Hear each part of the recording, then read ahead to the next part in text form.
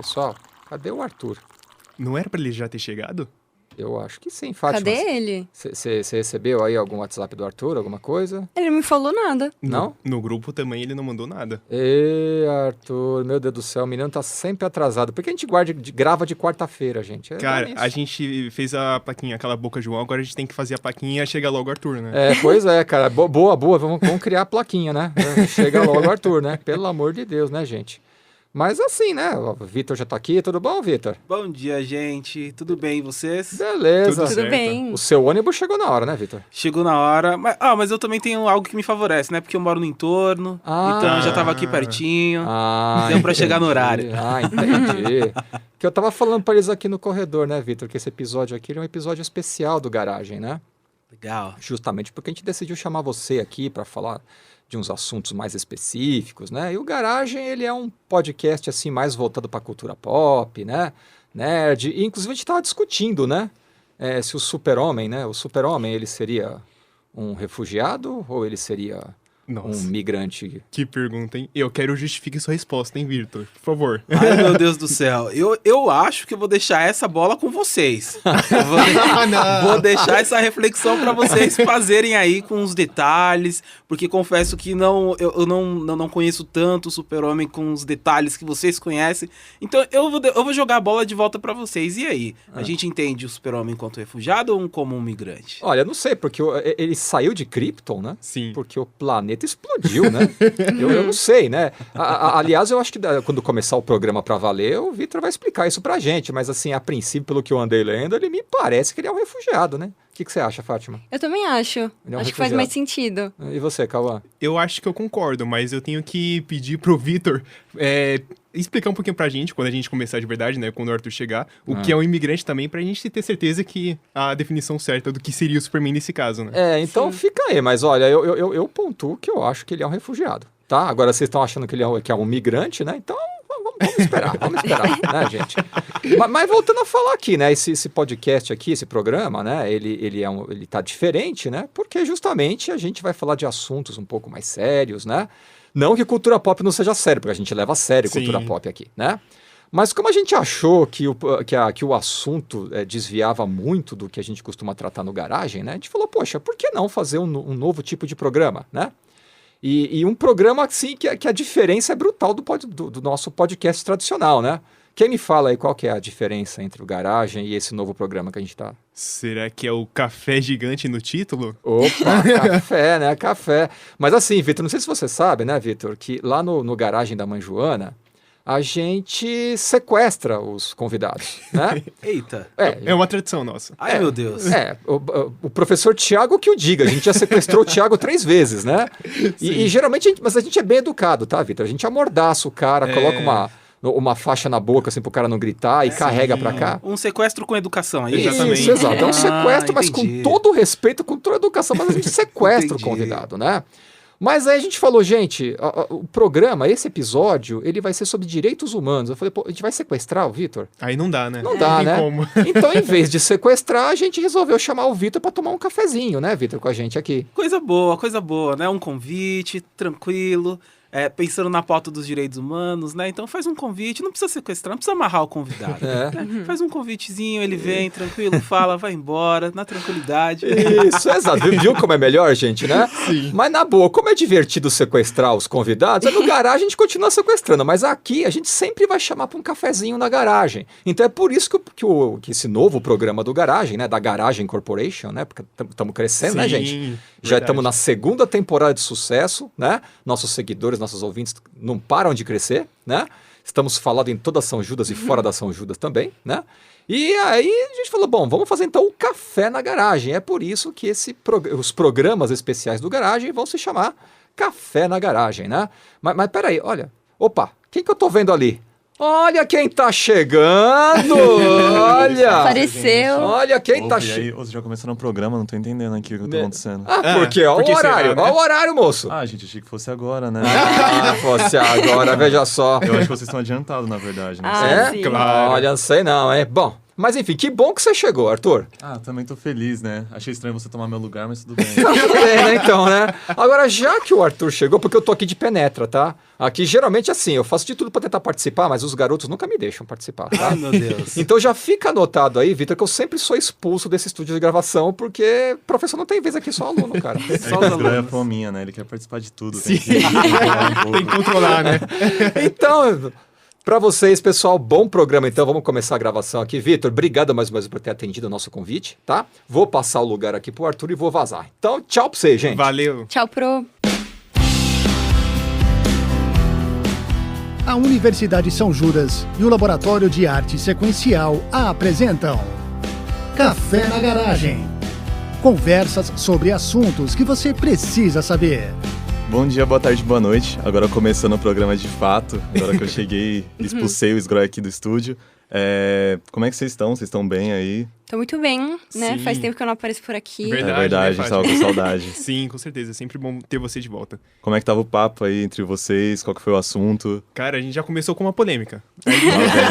Lá vem. A gente começou perguntando pro Vitor se o Superman, ele seria um migrante ou um refugiado. Cara, é uma pergunta pertinente pro episódio Sim. de hoje, né? Sim, exatamente. Eu acho que tem E tudo qual a ver. foi a conclusão de vocês? A gente não chegou numa conclusão. Tava esperando você chegar, né? Ah, obrigado. Nossa, vocês são muito amorosos. Mas então, bora começar, né? Já tentando destrinchar o que seria um migrante, né? Exatamente. Eu acho que o Vitor é a pessoa perfeita pra auxiliar a gente nessa tarefa. Mas peraí. Antes da gente pedir pro Vitor falar o que é um migrante, vamos pedir pra ele se apresentar? É é verdade. verdade. Sim, desculpa. É verdade. A gente vai Tem esse deixar o cara detalhe, falando tem esse aqui. detalhe. Não, gente, não se desculpem por isso, pelo amor de Deus. Bom, eu sou o Victor Félix, eu sou analista de informações na Caritas Arquidiocesana de São Paulo, que aí eu vou falar um pouco sobre o trabalho que eu desenvolvo na Caritas. Além disso, eu também sou doutorando em políticas públicas, pesquiso especificamente políticas para refugiados, políticas migratórias, políticas para imigrantes, políticas para refugiados, já tem alguns anos. Então, acho que de uma maneira bem resumida, esse sou eu envolvido dentro do contexto das migrações internacionais, de uma maneira mais abrangente, há um pouco mais de 4 anos. Caramba. E você já tinha essa pretensão de trabalhar nessa área? Na verdade, eu não tinha... A minha graduação é em Relações Internacionais e é muito engraçado como eu cheguei até o contexto das migrações, porque foi de uma maneira muito inusitada. Em 2019, eu tive a oportunidade de fazer um intercâmbio na Colômbia. E aí, só que no ano anterior, em 2018, eu tive também a oportunidade de ir para o México, só que eu fui sem bolsa.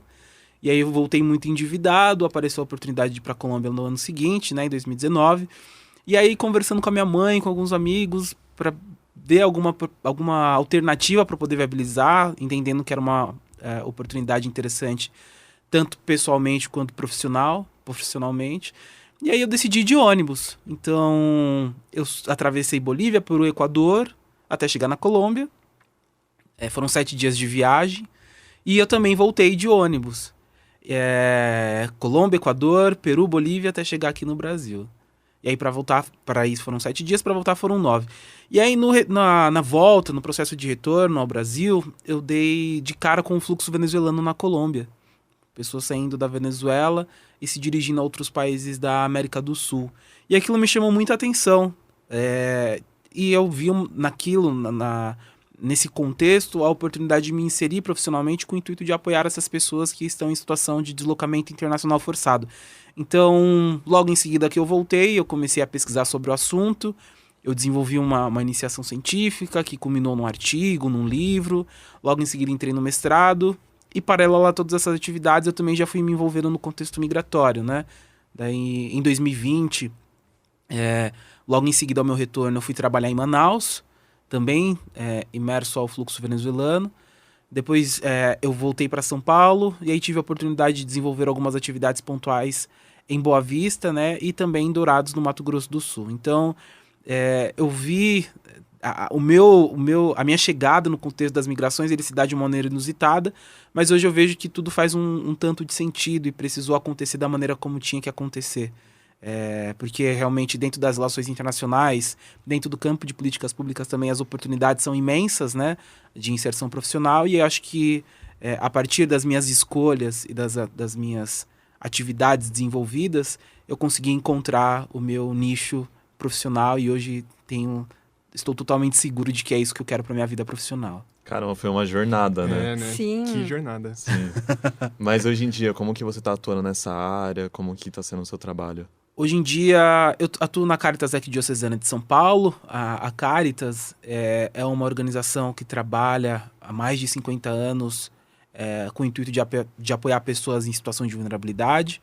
Não somente refugiados e imigrantes, mas também em outros setores, como, por exemplo, pessoas em situação de vulnerabilidade, acho que de uma forma geral. A gente pode entender dessa forma.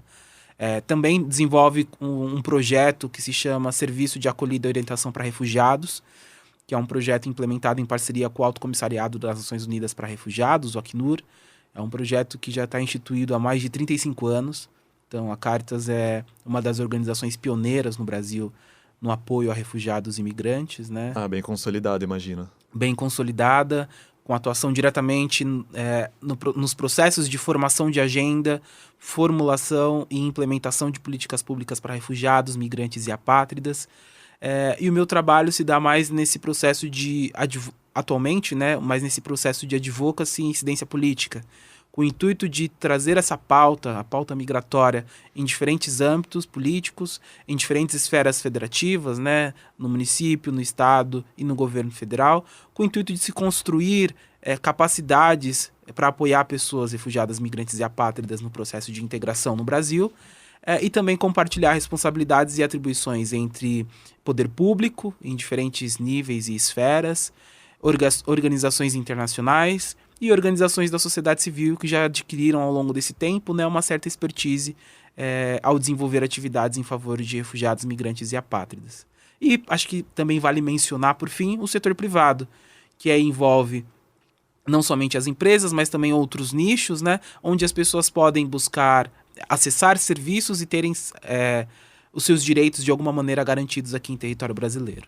Então, totalmente relacionado com direitos humanos, né? Exatamente. E agora voltando assim um pouco para nossa questão inicial, mas não com o Superman. Agora eu queria saber. Por enquanto. Por enquanto, isso vai voltar ainda. Mas quando esse seu primeiro contato, né, esse fluxo venezuelano, para a questão inicial, o que seria um migrante, o que seria um refugiado, você poderia simplificar se essa população que você viu, tendo todo esse fluxo, ele seria considerado migrante ou refugiado e por quê, sabe? Qual seria a diferença? Muito importante a sua pergunta, e aí eu vou trazer alguns elementos conceituais, mas sem muito academicismo, acho que de uma maneira mais facilitada. Pensemos nos migrantes enquanto pessoas que transitam. O que eu quero dizer? Pessoas que estão em situação de deslocamento, mas não estabeleceram um local fixo ainda. E aí isso se aplica tanto ao contexto interno. Pensemos, por exemplo, nas migrações do Nordeste para a região Sudeste que aconteceram no século passado, né, na segunda metade do século XX. Isso se dá dentro de um processo de migração interna, né? Então as pessoas transitavam, saíam do Nordeste para conseguir fixar residência em algum local específico, saindo da seca, em busca de mais e melhores oportunidades de emprego, tudo aquilo que a gente já bem conhece. Então, essas pessoas em situação de deslocamento, que ainda não fixaram uma residência fixa, são entendidas como migrantes. E aí, a partir do momento... E aí isso se dá, na verdade, tanto no contexto internacional quanto no ambiente interno. E aí, no ambiente interno, a gente pode falar da migração interna, né? Nesses deslocamentos internos. E aí, enquanto em âmbito internacional, de migrações internacionais. E aí, eu acho que um elemento que traz a diferença entre migração interna e migração internacional é exatamente o fato do indivíduo passar uma fronteira política, né? Pensando que cada Estado-nação tem o seu território devidamente delimitado. Então, ao passo, por exemplo, que eu saio do Brasil e atravesso a fronteira para a Bolívia, isso já é caracterizado quanto migração internacional. Acho que eu vou voltar um pouco nesse exemplo que eu dei da subida para a Colômbia. Eu, durante esse processo de deslocamento até a Colômbia, era entendido quanto uma pessoa migrante. Porque eu não fixei residência, por exemplo, na Bolívia, no Peru, no Equador e tampouco na Colômbia. Eu fiquei um período específico e depois retornei. Então, esse meu processo de deslocamento se entende enquanto migração internacional. Ao passo que o imigrante seria o indivíduo que saiu do seu país de origem, ou do país habitual, e fixou residência num país terceiro. Ou seja, pelo período que eu estive na Colômbia, pelos 6 meses que eu estudei lá, eu era entendido como uma pessoa imigrante, porque eu fixei residência por um determinado período, mas fixei residência e estive por lá. Então, eu era entendido enquanto um imigrante brasileiro na Colômbia. E o refugiado seria essa pessoa que traz esse deslocamento internacional. Só que os elementos que diferenciam o refugiado do migrante ou do imigrante são o seguinte: a pessoa refugiada, ela sai do seu país de origem, o país habitual, por conta de forças coercitivas. O que eu quero dizer? Por conta de perseguições políticas, por conta de perseguições de cunho religioso, por conta de perseguições por grupo social, e aí a gente pode dizer de uma maneira mais geral, na verdade recortando enquanto grupos sociais, questões de gênero, por conta da sua etnia, por conta de grave e generalizada violações de direitos humanos também. Então a pessoa refugiada sai do seu país de origem não porque ela quer, mas é porque ela não vê alternativa. E é justamente por isso que ela sai do seu país de origem em busca de proteção a um país terceiro com o intuito de recomeçar a sua vida. Então a migração ela se dá de diferentes formas. São todos, de alguma maneira, deslocados em nível internacional. Mas existe um deslocamento forçado, que é o caso do refugiado, e o deslocamento voluntário, que é o caso do imigrante, que foi, por exemplo, o caso que eu mencionei anteriormente no meu processo de deslocamento até a Colômbia. Ninguém me obrigou a ir até a Colômbia, né? Mas as pessoas venezuelanas que estavam atravessando as fronteiras do país, dos países da América do Sul, se viam obrigadas a viver naquela situação porque a situação na Venezuela já não estava favorável, em termos políticos, em termos socioeconômicos, em outros demais assuntos. Então, acho que essa é a principal diferença do refugiado para o imigrante. E aí, se vocês me permitem, eu gostaria de trazer uma outra categoria que por vezes não é tão elencada, mas é tão fundamental quanto as demais, que são as pessoas apátridas. E as pessoas apátridas também vivem em situação de deslocamento internacional, mas um elemento que as diferenciam dos refugiados e dos migrantes são que os apátridas não têm um reconhecimento político de um país.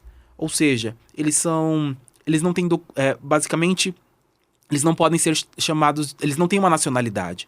Eles não têm um reconhecimento jurídico de uma nacionalidade de um país específico. E como que isso acontece para a pessoa chegar nesse ponto de não ter um país que reconhece como um indivíduo que faz parte dele? Existem inúmeras possibilidades que tornam o indivíduo enquanto apátrida. Uma delas é o local onde ele nasceu não trazer esse reconhecimento jurídico, por conta de um ou mais motivos. Um outro ponto é ele de abdicar da sua nacionalidade por conta de perseguições, de alguma força coercitiva que o faça abdicar dessa nacionalidade. E também, basicamente, o Estado, o local de origem em que ele nasceu, não conceder o reconhecimento jurídico. Então, vejam que o apátrida, ele por vezes vive num limbo jurídico em que ele não é reconhecido como uma pessoa existente, porque ele não tem documentos. Então, se ele não tem documentos, por exemplo, isso dificulta o processo de deslocamento internacional.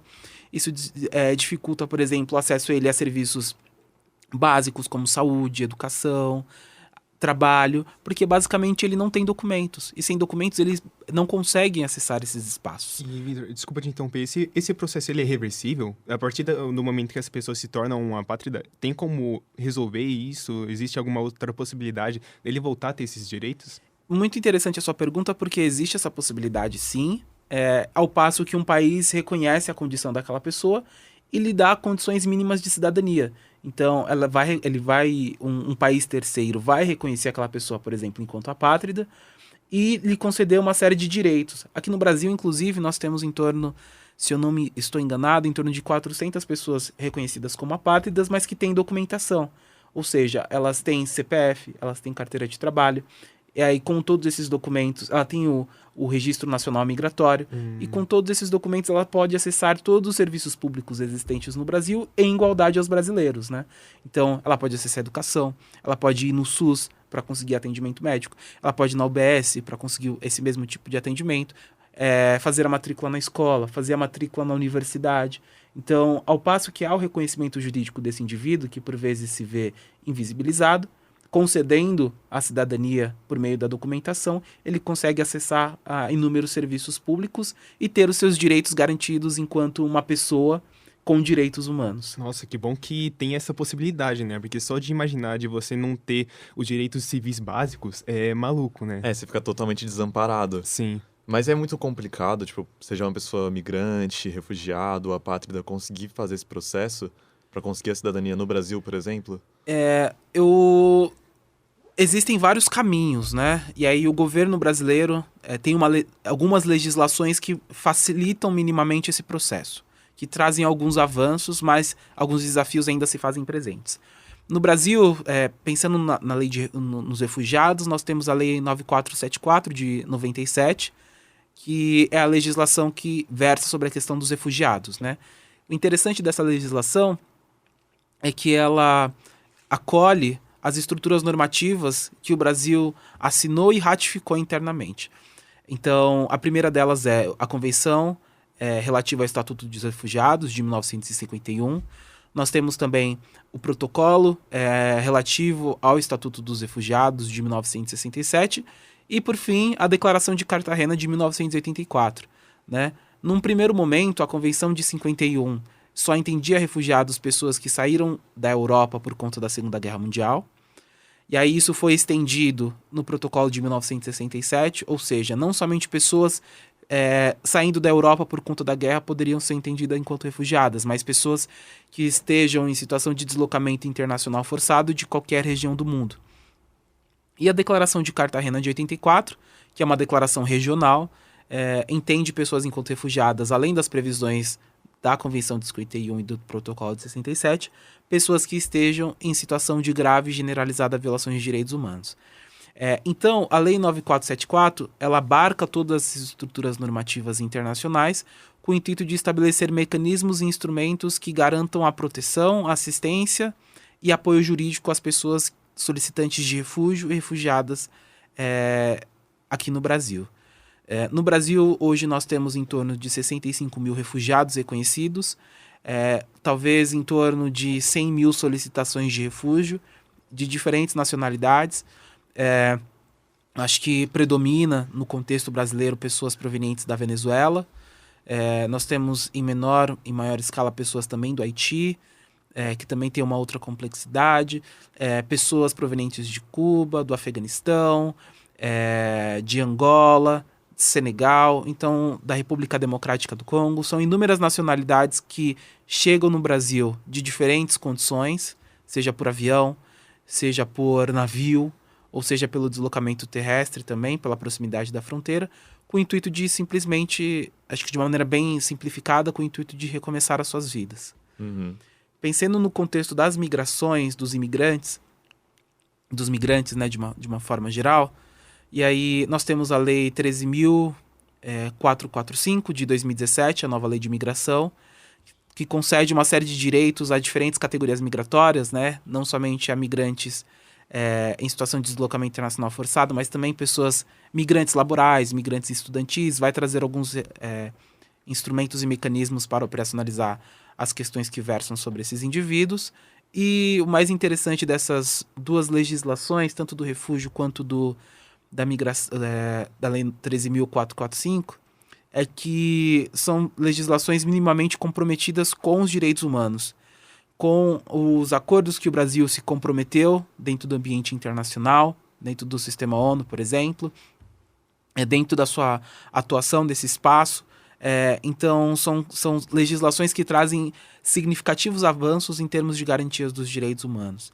Então, ainda que existam muitos desafios, e talvez a gente trate em maior ou menor escala sobre esses desafios ao longo do nosso podcast, o Brasil tem legislações muito avançadas, coisas que a gente pode, por exemplo, que a gente não encontra, por exemplo, em países do norte global, nos Estados Unidos, como por exemplo,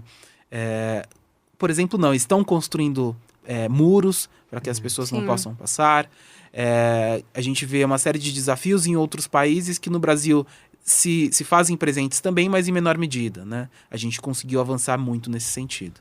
Deu pra ver na gestão do Trump, né? Na última gestão dele, que ele tinha muito como essa pauta, né? As imigrações, e meio que culpabilizando essas pessoas por problemas econômicos, algo do tipo. Teve até uma fala recente dele que ele falou que algo como, tipo, essas pessoas estão envenenando o sangue da nação. Sim. Então a gente vê um preconceito muito grande contra essas pessoas quando elas chegam aqui no Brasil. No Brasil não, né? Mas no norte global. Na Europa, assim, tem um pouco disso. Sim. Tem um grande fluxo. Eu não sei como que é a dinâmica lá, se é tão complicada quanto nos Estados Unidos politicamente? Na Europa tem as suas complexidades, muito no mar Mediterrâneo, que as pessoas têm utilizado de barcos saindo de diferentes países, como por exemplo da Síria e etc, com o intuito de adentrar os países da Europa, e várias dificuldades dentro desse contexto, né? Muitas pessoas morrendo em mar aberto, que inclusive é quase que impossível de contabilizá-las por total, de uma maneira precisa, mas muitas pessoas morrendo nesse processo. Então, inclusive, num passado não tão distante, viralizou uma foto de uma criança que chegou boiando às praias da Grécia, se eu não me engano, ou da Itália, não lembro exatamente como, morreu afogada durante esse processo de travessia, né? Eu lembro dessa foto, tipo, muito Foi uma foto forte. muito simbólica, assim, muito forte, que repercutiu o mundo afora, e isso trata um pouco de como a situação das migrações são vividas pelos países do norte, então Europa, Estados Unidos e tudo mais. É algo muito delicado, que precisamos avançar por meio de incidência política, por meio de discussões, de espaços, de fóruns, eventos, com o intuito de buscar melhores condições para essas pessoas se deslocarem de maneira adequada, né? Inclusive a OIM, que é a Organização Internacional para as Migrações, tem alguns documentos e algumas orientações normativas, alguns pactos e marcos legais não vinculantes que diz o seguinte, que precisamos instituir mecanismos de migrações que permitam esses deslocamentos de maneira regular, segura e ordenada, né? Pensando que migrar não é um crime, migrar é um direito. Portanto, ele deve ser tratado e assegurado como um direito. Você me chamou a atenção quando você falou que no Brasil tinha cerca de 100 mil solicitações de refugiados, e me deixou em dúvida, tipo assim, essas pessoas que têm essa solicitação, elas ainda estão residindo no país delas, ou elas já estão em transição, já estão no Brasil? Porque, por exemplo, você deu esse exemplo do mar Mediterrâneo, né? As pessoas usando barcos para atravessar. Esse seria uma situação mais ilegal, vamos dizer assim, né? Tipo, a pessoa está realmente fazendo da forma que dá, porque está tão desesperada, porque realmente é uma questão de vida para ela, ela precisa fugir de lá. Exato. Essas pessoas estão já no Brasil, e isso está tramitando de diferentes formas, né? Então, refugiados reconhecidos são as pessoas que solicitaram refúgio e já tiveram um reconhecimento jurídico da condição do refugiado pelo governo brasileiro, que é o responsável por conceder o refúgio ou não. Os solicitantes de refúgio estão no aguardo da análise do seu processo, né? E aí, acho que outros pormenores vão se desdobrando dentro disso. Então, por vezes, há necessidade de se fazer entrevistas, de se coletar mais informações e detalhes sobre o motivo da pessoa ter saído do seu país de origem e solicitar refúgio ao Brasil. Então, é um processo, por vezes, muito demorado. E quando eu digo demorado, passam anos e a pessoa está em situação enquanto solicitante de refúgio.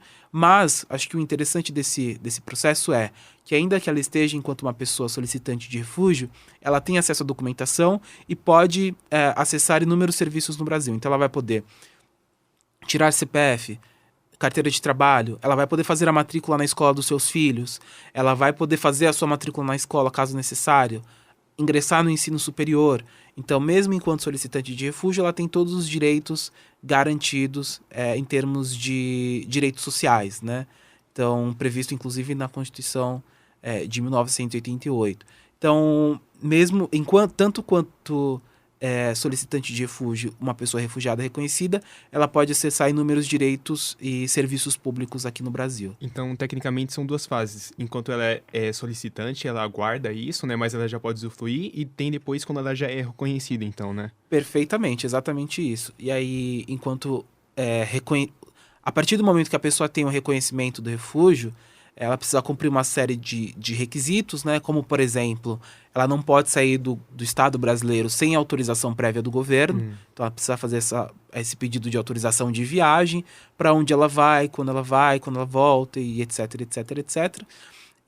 Porque caso ela saia sem autorização do governo, ou até mesmo retorne ao país de origem, que é esse país que lhe traz algum tipo de temor, ela pode perder a condição de refugiada. E uma vez perdida a condição, ela não pode retomá-la. Nossa, uma coisa que eu queria perguntar é, apesar de ter isso por direito, na prática funciona desse jeito? Uma excelente pergunta. E aí é onde entram, sobretudo, a atuação das organizações da sociedade civil em parceria com os organismos internacionais. são muitos desafios que se fazem dispostos na realidade brasileira. A xenofobia, o racismo, até mesmo o desconhecimento sobre as próprias legislações, o desconhecimento sobre os documentos migratórios, ou seja, o que eu quero dizer? As pessoas provenientes de outros países não vão ter o RG como nós temos enquanto brasileiros, elas vão ter o Registro Nacional Migratório, que é uma carteirinha azul, né, e que vai variar conforme o status migratório, a condição migratória do indivíduo.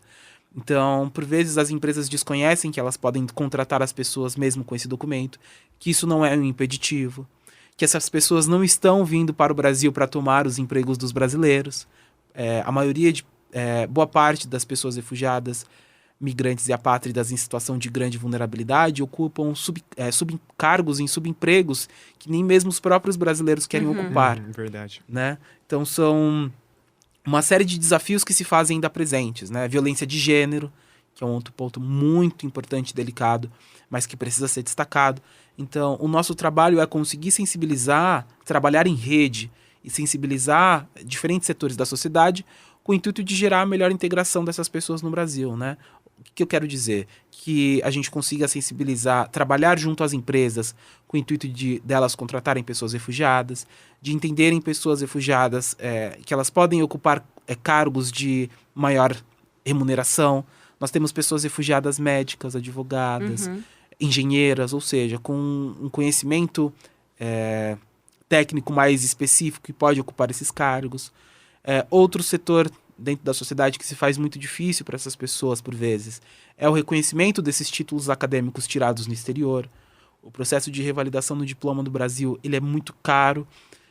Caro, eu digo, para mais de 20 mil reais. Caramba, então se a pessoa se formou lá onde ela estava anteriormente, quando ela vem para cá, tem os seus direitos, ela ainda tem que pagar isso? Se ela quiser exercer a profissão que ela exercia no país de origem, ela precisa passar por um processo de revalidação de diploma, que é basicamente o reconhecimento desses títulos acadêmicos feito por uma universidade pública brasileira. Só que, imagine, eu saí do meu país de origem de uma maneira muito rápida, por vezes eu só vim com a roupa do corpo. Sim. De onde eu vou tirar 20 mil reais para poder fazer Nada a acessível. revalidação? Nada acessível. Então, é justamente nesses processos, em diferentes camadas, que o nosso trabalho se faz fundamental. Porque trabalhando em rede, com uma rede composta por várias organizações da sociedade civil e organizações internacionais, a gente busca mitigar esses processos que dificultam a integração dessas pessoas aqui no Brasil. Então, sensibilização de empresas, né?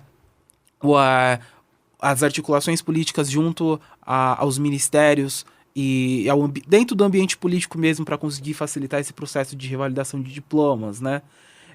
E até mesmo questões que versam sobre moradia, assistência social, saúde, educação e outras camadas. É um trabalho de formiguinha que vão se juntando a outras formiguinhas com o intuito de solucionar os impasses que cercam a realidade da integração dessas pessoas aqui no Brasil. Nossa, e você falou isso de, tipo, a pessoa chegar só com a roupa do corpo, né? Eu imagino que isso acaba meio que obrigando a pessoa a aceitar esses trabalhos muito precários, né? Sim, exatamente. E aí, tipo, não é como se fosse uma questão, ela vai chegar aqui, vai tomar o seu cargo. Não, tipo, a pessoa tá tomando um cargo que ninguém merecia estar ali. A pessoa tá tentando minimamente sobreviver. É um processo de sobrevivência. Não é incomum chegarem pessoas somente com a roupa do corpo, sem nenhum tipo de documento, sem nenhum tipo de identificação. Isso se faz muito presente, infelizmente, no contexto das pessoas refugiadas, em situação de deslocamento internacional forçado. Então, como que a gente consegue trabalhar em conjunto, compartilhando responsabilidades e atribuições entre o poder público, organismos internacionais, organizações da sociedade civil e o setor privado? Porque os direitos humanos são para todas e todos, né? Inclusive para as pessoas refugiadas, migrantes e apátridas. E precisamos garantir que esses direitos sejam ressaltados e ofertados a essas pessoas, né? E aí é um trabalho em conjunto, um trabalho difícil, que exige muito física e psicologicamente, mas, como eu disse anteriormente, e acho que os meus demais colegas trabalhadores humanitários compartilhamos um pouco desse mesmo sentimento, o nosso compromisso são com os direitos humanos.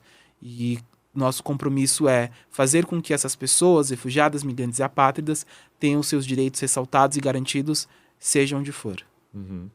O termo participação social seria sobre isso?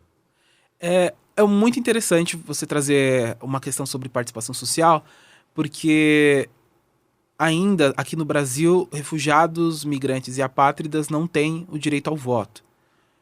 Mas nós enxergamos que a participação deles nos processos de construção de políticas públicas que versam sobre suas questões é fundamental.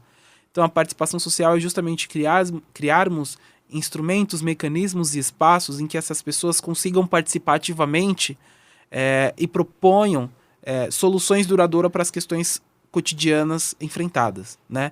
Que proponham soluções relacionadas à saúde, à educação, à habitação, à assistência social, porque os desafios são imensos e eles se fazem presentes no Brasil. E nada mais melhor e nada mais adequado que o processo de construção de soluções duradouras para essas questões partam também das pessoas que enfrentam esses problemas cotidianamente.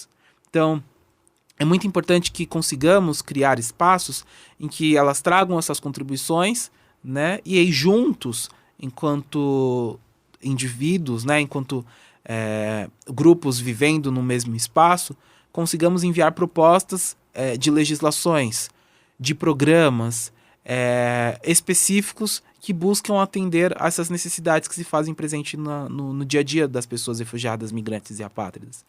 Por exemplo, cursos de português, né? As pessoas, por vezes, não dominam português, isso é muito comum. E o português é um idioma que é, inclusive, difícil para todos nós que falamos o português. Acho que um outro exemplo, mecanismos facilitados de ingresso ao ensino superior, né? Com o intuito de facilitar a comprovação dos documentos. Algumas universidades no Brasil já têm algumas políticas de ação afirmativa para o ingresso e permanência de refugiados no ensino superior, mas ainda não são todas. Não são todas que ainda têm esse comprometimento de uma maneira mais efetiva por meio de um instrumento interno. Questões habitacionais.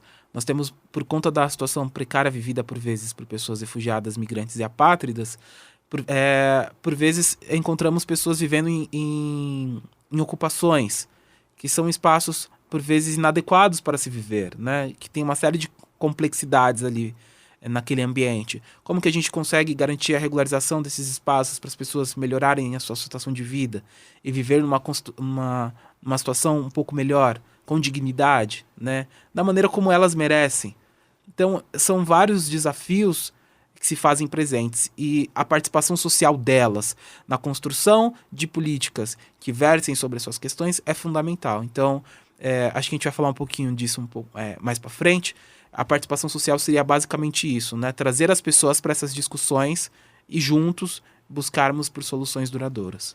Que é uma situação complicada até para quem já está no Brasil, né? A gente vê questões de etnia, de gênero, que a gente não vê pessoas que estão lá para representar essas pautas. Exato. Realmente elas ficam à mercê de outras pessoas que não vivenciam isso ou realmente não entendem tanto. Eu imagino para uma pessoa refugiada que vem de outro país, que já tem essa dificuldade de conseguir, se estabelecer, ter essa oportunidade de poder dialogar politicamente deve ser ainda mais difícil. Exatamente. E aí, como não podem exercer o direito ao voto, a mobilização da participação social por meio desses espaços é fundamental, né? Porque aí as pessoas conseguem minimamente participar desses processos de construção, trazer as suas contribuições a partir da sua realidade, e aí dessa forma a gente buscar soluções de maneira interseccional. Buscar soluções, por exemplo, relacionadas a gênero para uma mulher negra, para uma mulher negra LGBT. Então são vários cortes interseccionais que, da mesma forma que se faz presente na sociedade brasileira como um todo, também se faz no contexto das pessoas refugiadas, migrantes e apátridas. E precisamos ter esse cuidado também com elas e dessa forma, juntos, que busquemos soluções duradouras para esses problemas que se fazem muito presentes, que se reverberam no contexto da sociedade brasileira, para os brasileiros, e de uma maneira pior, às pessoas refugiadas, migrantes e apátridas, sem dúvida. Verdade. E, Vitor, acho que eu quero fazer uma pergunta para você. Nós, jovens que estamos aqui ouvindo esse podcast, né, ou qualquer outra pessoa que esteja nos ouvindo agora, como que a gente pode contribuir para ajudar em alguma solução para isso, talvez debater? Eu sei que uma coisa que a gente pode ajudar primeiramente é divulgando, comentando sobre isso, né? A gente precisa primeiro ter espaço para a gente conversar sobre isso, né? Então já é algo essencial a gente estar conversando sobre isso no momento, abrir espaço aqui na garagem para a gente estar falando sobre isso. Mas o que a gente pode fazer para tentar resolver, achar uma solução para isso? Eu acho que o primeiro passo ele é a sensibilização do nosso entorno sobre as questões migratórias, né? Refugiados, migrantes e apátridas não estão aqui no Brasil para roubar os nossos empregos, os nossos cargos, os nossos espaços nas escolas, nas universidades e em nenhuma outra camada social, né? Muito pelo contrário, eles têm muito a agregar com questões socioculturais e são tão importantes quanto aos brasileiros para o desenvolvimento econômico do país, né? Porque refugiados, migrantes e apátridas também trabalham, também pagam impostos, né? Então eles são importantes em igualdade aos brasileiros que aqui estão. Eu acho que o primeiro ponto é esse espaço de diálogo e de entendê-los enquanto indivíduos com direitos, né? Então, o que eu quero dizer? São pessoas que têm os mesmos direitos em igualdade, os mesmos direitos que os brasileiros, e que e se eles escolheram estar aqui no Brasil, aqui no Brasil eles devem ficar, né? Pensando que migrar não é um crime, migrar é um direito. Então, como que a gente consegue garantir os direitos dessas pessoas em ambiente doméstico? Eu acho que esse primeiro ponto ele é fundamental, né? A gente conseguir sensibilizar mais pessoas sobre as questões migratórias para que esses mitos que se fazem presentes na sociedade brasileira sejam mitigados e aí juntos consigamos soluções duradouras para esses problemas que se fazem presentes. Então, eu conversar com o meu núcleo familiar, com o meu núcleo de amigos, evitar que ações relacionadas à xenofobia, a racismo para com pessoas refugiadas sejam mitigadas. Que infelizmente é muito comum, né? Que infelizmente é muito comum. Então, o primeiro passo de formiguinha, e eu acho que os jovens têm muito a contribuir nesse cenário, é justamente isso, a sensibilização dessas pessoas sobre as questões migratórias, porque ao sensibilizar os ouvintes que nos escutam, provavelmente eles vão falar para outras pessoas, que vão falar para outras pessoas, e que vão falar para outras pessoas. Vejam, é um efeito cascata, justamente, de disseminação de informações, né? E aí, dessa forma, a gente consegue sensibilizar mais e melhores pessoas com o intuito de mitigar esses problemas que estão tão presentes ainda no contexto brasileiro. E eu acho que um dos principais problemas que a gente tem no Brasil é isso, né? Essa insensibilidade. Sim. Eu acho que, tem muitas pautas que as pessoas não têm tanto conhecimento e por conta disso criam preconceitos quanto a elas, né? Como se, não, isso aqui é totalmente errado, nada a ver as pessoas virem pra cá. Ou qualquer outra pauta, acho que é algo muito geral. Sim, e tem muita gente que nem acha que tá errado, né? Acha que porque nasceu aqui, tem todo o direito de julgar outra pessoa, sair fazendo briga por coisas muito mínimas, inclusive coisas que já aconteceram na minha vida, apesar de eu não ser imigrante, não ser refugiado em nada do tipo. Meu pai é libanês e muitas vezes ele já sofreu as situações no próprio mercado por briga por leite, de gente que começa a falar, volta pro seu país, Nossa, e coisas do tipo, você não merece estar aqui. Sendo que meu pai é brasileiro atualmente, né? Ele tem a naturalidade e tudo mais. E ele tem direito como qualquer outra pessoa, né? Então, são situações que eu entendo por partes bastante, porque são coisas que, né, você não entende, assim. E é muito triste, né? Porque o Brasil é um país muito plural, né? Sempre. É uma pluralidade muito grande. É só a gente olhar pra nossa história, né? A gente já tem imigrantes. Na nossa história, a gente sempre teve uma diversidade cultural muito grande. E de etnia também, né? Então, é muito estranho a gente pensar que até nos dias de hoje a gente continua com esse problema, né? Com esse preconceito enraizado. É muito triste. Exatamente. É muito triste, mas a gente trabalha numa perspectiva otimista no intuito de conseguir minimizar esses desafios que se fazem presentes, né? E aí, juntos, acho que a solução duradoura para essas questões são construídas em conjunto. São construídas em conjunto com brasileiros, com pessoas refugiadas, migrantes e apátridas. Juntos, por meio da ampla participação social, da ampla mobilização de pessoas, juntos a gente pode mitigar esses acontecimentos tão terríveis que ainda acontecem aqui no Brasil. Porque, de fato, somos um país plural, a nossa história é marcada pela migração, né? E, mais uma vez, migrar não é um crime. Migrar é um direito. Portanto, ele deve ser tratado e assegurado como um tal. Né? Nada justifica, por exemplo, o ocorrido com seu pai, ou o ocorrido com qualquer outra pessoa. Eu não sei se vocês tiveram conhecimento. Se eu não me engano, em janeiro de 2022, nós tivemos um refugiado congolês morto no Rio de Janeiro, de uma maneira brutal. Né? Foi um acontecimento terrível. E muito do que aconteceu com ele se reverbera em termos de racismo, em termos de intolerância, em termos de xenofobia. E a gente não quer que isso se aconteça. Mas, infelizmente, hoje em dia acontece. E a gente só pode mitigar esse processo por meio da ampla mobilização e da ampla participação social, né, que envolvam brasileiros, refugiados, migrantes e apátridas. E uma instituição como a Caritas que você trabalha, o objetivo dela é, tipo, tentar fomentar uma política pública para esse sentido? Tipo, como que ela pode alcançar? E também se por si só as políticas públicas se fomentam para conseguir trabalhar nessa área? Ou realmente precisa desse esforço externo? Certo. A Caritas, o serviço de orientação e atendimento para refugiados, o SAOR, que é o projeto relacionado a refugiados que a Caritas desenvolve, ele trabalha em algumas frentes. A primeira frente é a frente da proteção legal, com o intuito de ajudar as pessoas a tirar a documentação migratória aqui no Brasil. Uma outra frente é a acolhida, né? Informações iniciais para que a pessoa consiga se situar aqui no Brasil, onde ela está chegando, quais são os seus direitos, onde ela pode buscar os seus direitos e tudo mais. Um terceiro ponto é a assistência social, então, que é um trabalho desenvolvido com o intuito de encaminhá-la para os serviços sociais, né? Dessa forma, ela também conseguir acesso, por exemplo, a abrigos, ao Bolsa Família e todos os outros direitos sociais e programas existentes no Brasil. E uma quarta vertente, a gente pode dizer que é o serviço de saúde mental, que também é algo muito presente no contexto das migrações internacionais e as pessoas também precisam de apoio à saúde mental. Dentro desses 4 pilares que são executados dentro da Caritas, a Caritas trabalha também juntando todos eles por meio da incidência política, né, da advocacy. E aí, nesse processo de advocacy, a Caritas trabalha diretamente na busca por mais e melhores políticas públicas.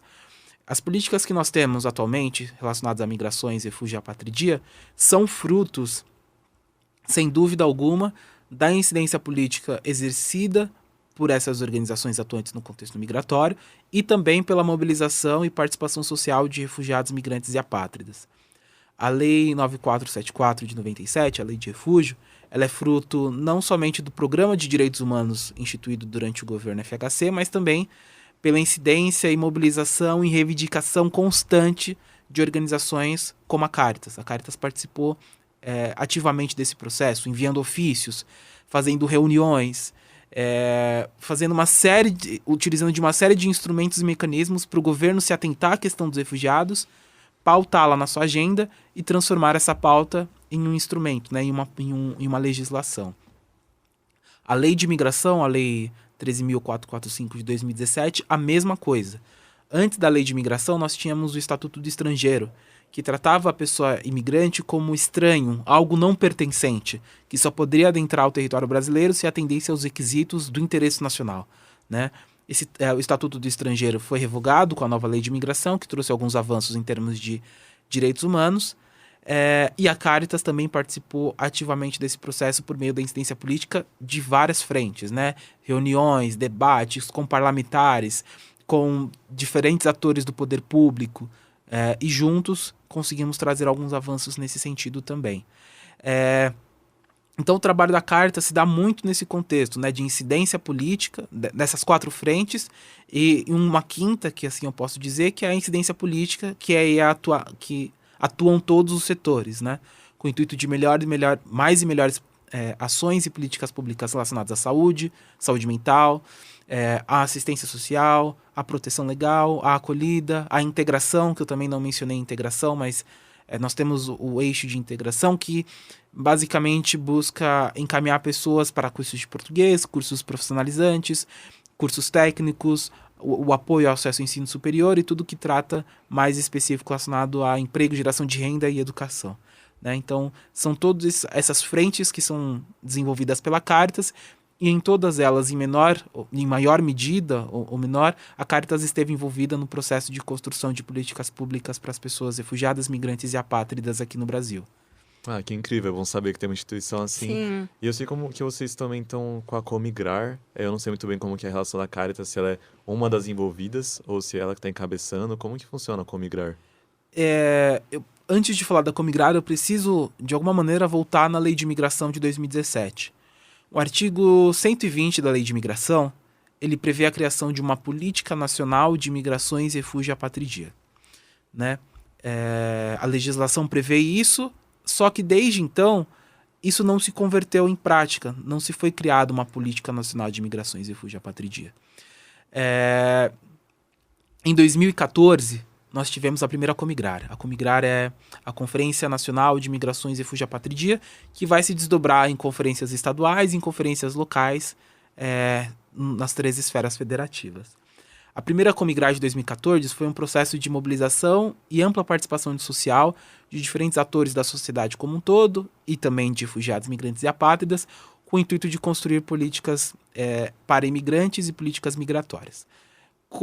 Os frutos da Comigrar são acho que o principal fruto da Comigrar é justamente a nova Lei de Imigração, né? A Lei de Imigração de 2017, ela é originada a partir, ela se tem origem a partir das discussões feitas na primeira Comigrar de 2014. Acho que não somente a Lei de Imigração, mas também a Lei Municipal de São Paulo, que versa sobre as questões migratórias. Só que de 2014 até aqui são 10 anos, correto? Em 10 anos não aconteceu nenhum outro espaço de mobilização e participação social para a construção de políticas para migrantes, refugiados e apátridas, né? São 10 anos sem Comigrar. A segunda Comigrar vai acontecer esse ano, na cidade de Foz do Iguaçu, né? A Conferência Nacional. Nós vamos ter a Conferência Estadual no dia 6 e 7 de abril de 2024, que inclusive a São Judas vai sediar a segunda Comigrar. E a Comigrar é justamente esse espaço de construção de políticas públicas para refugiados, migrantes e apátridas. Ela vai servir não somente para apoiar na regulamentação do artigo 120, né, para criar uma política nacional de migrações, refúgio e apatridia, mas também para a criação de um plano nacional de migrações e refúgio e apatridia. Um plano em que envolva a União, os estados, os municípios, as organizações da sociedade civil, as organizações internacionais, o setor privado e os próprios migrantes, refugiados e apátridas que estejam aqui no Brasil.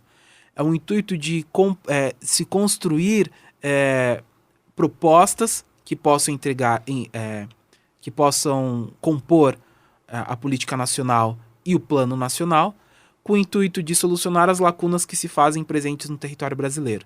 Então, juntos, enquanto sociedade, precisamos discutir essas pautas. E a Comigrar é justamente esse espaço de ampla mobilização e ampla participação social, em que refugiados, migrantes e apátridas consigam ser protagonistas das construções que envolvam políticas para suas questões, né? Então, a gente tem uma expectativa de uma ampla mobilização e participação social de pessoas refugiadas, migrantes e apátridas, não somente na Conferência Nacional, né, na Comigrar Nacional, mas também na Conferência Estadual, pensando que o Estado de São Paulo é o principal destino de refugiados, migrantes e apátridas em perspectiva histórica e na contemporaneidade.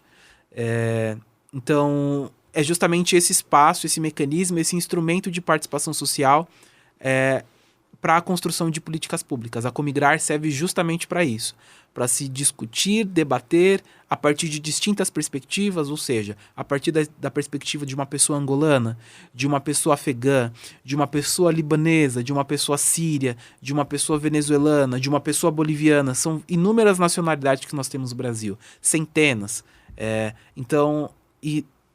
Os desafios se reverberam de formas diferentes, a partir de nacionalidade, a partir de questões de gênero, de raça, etnia, etc, etc.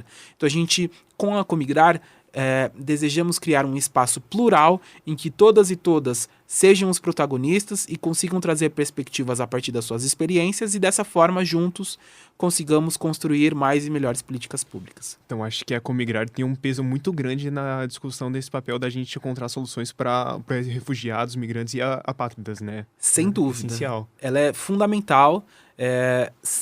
São 10 anos sem a mobilização de um espaço como esse, então é uma oportunidade única, fundamental, primordial para a construção de políticas para refugiados, migrantes e apátridas. E, Vitor, só uma perguntinha que eu fiquei enquanto você estava dizendo. A primeira Comigrar, a primeira edição da Comigrar, ela ajudou a criar a lei de 2017, foi isso? Não sei se eu entendi direito. Exatamente. Foi isso mesmo? As discussões que ocorreram na primeira Comigrar, ocorrida em 2014, trouxeram insights e propostas mesmos para a nova lei de imigração, né, de 2017.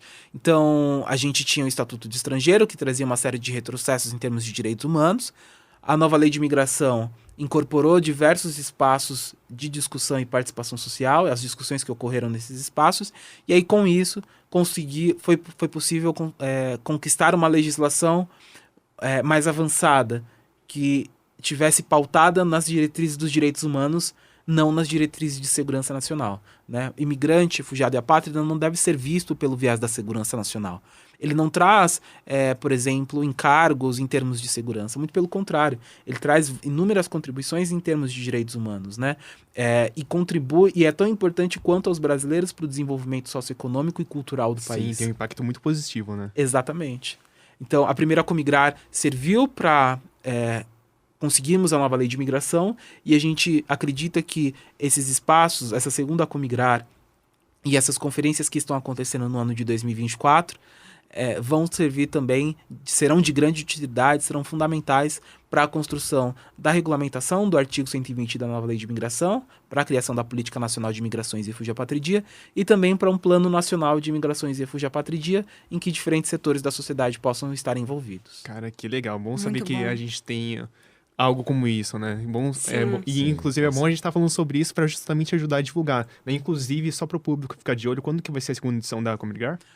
A segunda Conferência Estadual de Migrações, Refúgio e Apatridia de São Paulo, a Conferência Estadual, vai acontecer no dia 6 e 7 de abril, né? Serão 2 dias de discussões no final de semana, sábado e domingo, aqui na Universidade de São Judas, no campus da Moca, né? Um excelente parceiro que nos disponibilizou espaço para realizarmos a conferência, em parceria com diversos cursos da própria universidade e diferentes organizações internacionais, da sociedade civil e o próprio governo do estado.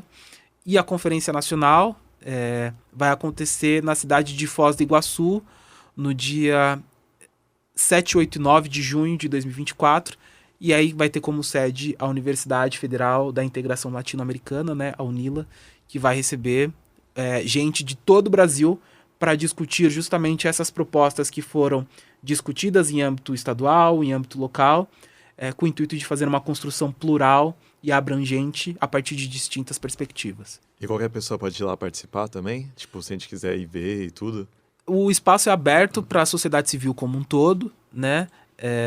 Então, acadêmicos, pessoas interessadas no assunto, todos e todas são muito bem-vindos nesses espaços. Obviamente que talvez em algum momento há necessidade de se controlar, até mesmo por conta de estrutura física, mas o intuito é uma ampla mobilização de pessoas, né? Quanto mais pessoas participar, melhor. Quanto mais pessoas refugiadas, migrantes e apátridas participarem, melhor. Então, o intuito é criar um espaço plural, onde todas e todos tenham a oportunidade de serem ouvidos, escutados, possam trazer as suas proposições e dessa forma façamos uma discussão plural. A gente vai lançar esse episódio com um pouco de antecedência em relação a esse evento, então caso você esteja ouvindo, por favor, vá. Sim. Eu achei isso Sim. interessante, com certeza quero estar lá presente, dia 6 e 7 de abril, aqui na São Judas Moca. O intuito, assim, você tá primeiro porque pelo que eu entendi são 3 categorias, né? A local, a estadual e depois a nacional. Exato. Qual que seria a diferença mais fundamental entre cada uma delas?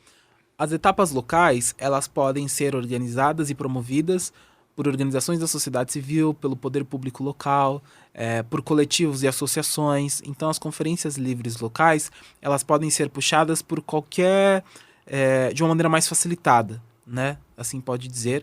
E acho que uma diferença é que as conferências livres locais, elas não elegem delegados para participar da Conferência Nacional. A Conferência Estadual, também, ela precisa ser organizada por alguma secretaria vinculada ao governo do estado, né, algum órgão vinculado, na verdade, ao governo do estado, e aí esse órgão pode chamar uma comissão organizadora, que foi como, por exemplo, o caso de São Paulo, e a Conferência Estadual elege delegados, até 8 delegados, para participarem das discussões que vão ocorrer na Conferência Nacional. E a Conferência Nacional será o espaço em que esses delegados eleitos vão participar ativamente das discussões a partir das propostas que foram enviadas a nível local, a nível estadual, e também nós temos as conferências livres nacionais, que são organizadas por organizações públicas ou privadas, que estejam atuantes em 5 estados brasileiros e dessa forma consigam fazer uma discussão plural também de diferentes perspectivas. Então, a Conferência Nacional, basicamente, na Conferência Nacional serão discutidas as propostas que foram elaboradas e enviadas em âmbito local e em âmbito estadual. E aí, dessa forma, esses delegados podem representar os seus estados, podem representar as discussões feitas em âmbitos local e estadual, com o intuito de construir uma política, né, e um plano a partir de distintas perspectivas. Porque, veja, o que a realidade migratória de São Paulo pode ser totalmente diferente da realidade migratória do estado do Acre, que pode ser totalmente diferente da realidade do estado de Mato Grosso do Sul. Então, as questões migratórias se reverberam de formas distintas no território brasileiro. Então, é importante que todos consigam participar de uma maneira ativa, para que todas as lacunas e todos os pormenores sejam atingidos, sejam sanados, né, sejam elencados, tratados com devido afinco e se construa uma política nacional e um plano nacional que abarquem a todas e todos e diferentes realidades migratórias. Bem que você disse que é uma rede, né? E que precisa movimentar esse esforço coletivo, né?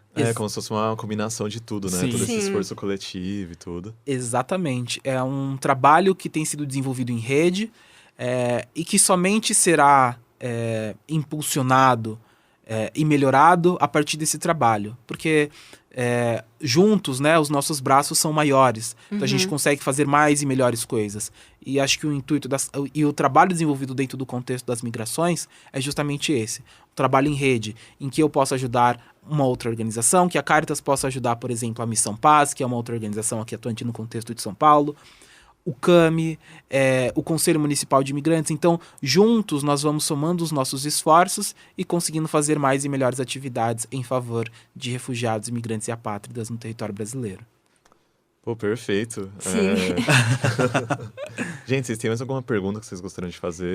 Tem uma questão que a gente não respondeu ainda. É verdade. Nossa, Lá mas no Eu não posso começo. sair A desse questão- podcast sem essa... Tem que saber. Gente, pelo que a gente conversou, e voltando na questão do Superman, eu acredito agora que o Superman seja um refugiado, então, né? Eu Porque também acho. o planeta dele explodiu, o Krypton explodiu, né? E ele teve que vir pra Terra. Aí, desde então, ele foi criado aqui, né? Ele conseguiu se estabelecer na Terra. Então, teoricamente, o Superman seria um refugiado, Victor? Olha, eu talvez a gente possa enquadrá-lo enquanto uma pessoa refugiada, porque vejam, ele precisou sair do país de uma maneira forçada, ele não foi um deslocamento internacional voluntário, né? Ele não não foi saiu voluntário. porque ele Foi voluntário. quis. O país simplesmente explodiu. Sim. Então ele ele para no precisava. foguete e só vai. Ele precisava. Não existia simplesmente, então ele precisava sair daquele espaço. Então talvez ele possa ser enquadrado enquanto refugiado. Mas, a partir das reflexões que fizemos aqui, eu vou deixar a bola com vocês aí. Tudo bem, aceito. Mas muito obrigado, Victor. Você tem alguma rede social, você tem alguma uma indicação para as pessoas que ouviram poder dar uma olhada no seu trabalho, ou no trabalho da Caritas, da Apoiar Comunidade? também, né? Sim, alguma forma que as pessoas podem dar um suporte? Eu agradeço muito o espaço que vocês, o convite, né, e o espaço de discussão que tivemos. Acredito que foi muito legal tudo que nós conversamos no dia de hoje. Eu peço que vocês acompanhem os trabalhos da Caritas no Instagram, no Facebook. Vocês podem procurar por Caritas Arquidiocesana de São Paulo, tanto no Instagram quanto no Facebook, até mesmo no próprio Google, jogando, já vai aparecer o site da organização.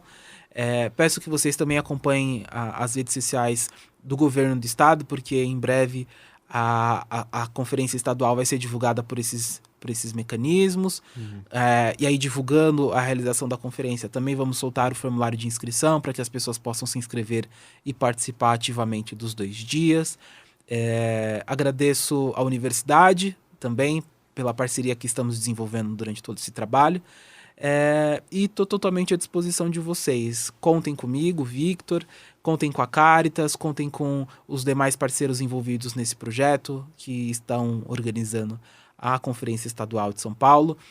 Acredito que, pensando mais uma vez, voltando no trabalho em rede, acho que juntos podemos somar os nossos esforços e desenvolver mais e melhores atividades em favor de refugiados, migrantes e apátridas que estejam no território brasileiro. Muito obrigado, pessoal. Sim, muito obrigada a você. Imagina, foi um prazer enorme. Acho que Sim. todo mundo aqui aprendeu muito Com certeza. hoje. A gente também veio, tipo assim, né, como ouvinte. Exatamente. A gente aprender. aprendeu também, né? Sim. Então foi muito essencial ter você aqui. Espero que quem ouviu também tenha gostado bastante. Eu adorei estar aqui presente. Por favor, confiram tudo que o Victor falou. Sim. Dá uma olhada, porque vale muito a pena. Pra facilitar, a gente vai colocar todos os links possíveis na descrição. Sim, Pra sim. que fique mais fácil pra vocês, né? Pra ter essa... Enfim, pesquisar e... saber mais sobre tudo isso que a gente conversou, né? Que é extremamente essencial. Sim. Bom, então acho que dá pra fechar o programa. Muito obrigado por quem ouviu. O Victor estreou aqui esse novo... Sim. Muito obrigada. Na próxima Quadro, vez a né? gente sequestra ele. Ainda vai vir pra garagem normal, vai ter a experiência do sequestro. Sim. Mas hoje foi legal tomar esse café com você, Victor. Foi uma experiência maravilhosa. Muito obrigado mais uma vez. Não vou cansar de agradecer. Eu que agradeço, gente. Contem comigo, estou totalmente à disposição. Valeu, Victor. valeu. E pra o pessoal que tá ouvindo, deixa 5 estrelas no Spotify, compartilha o link do YouTube, caso você Dá esteja like. assistindo. Dá o like, comenta aí se você gostou do episódio. Se ficou alguma dúvida também, a gente vai fazer o possível pra responder. Sim. E eu acho que é isso, né? A gente esqueceu alguma coisa? Acho que não. Compartilha com quem você acha que seria interessante conhecer mais sobre o tema, porque não é um tema tão disseminado. Muita verdade. gente sabe por cima, mas Merece não... mais atenção, inclusive. Por isso que a gente tá aqui conversando sobre isso, né? Porque merece mais atenção. Sim. Sim, então por favor compartilhe com quem você acha que seria interessante saber mais. E eu acho que é isso, né? Sim. Eu sou o Arthur Alves Eu sou a Fátima Farhat. Eu sou o Cauã. E eu sou o Victor Félix. e muito obrigado pela atenção. Tchau, tchau. Valeu, Tchau. gente. Tchau, tchau.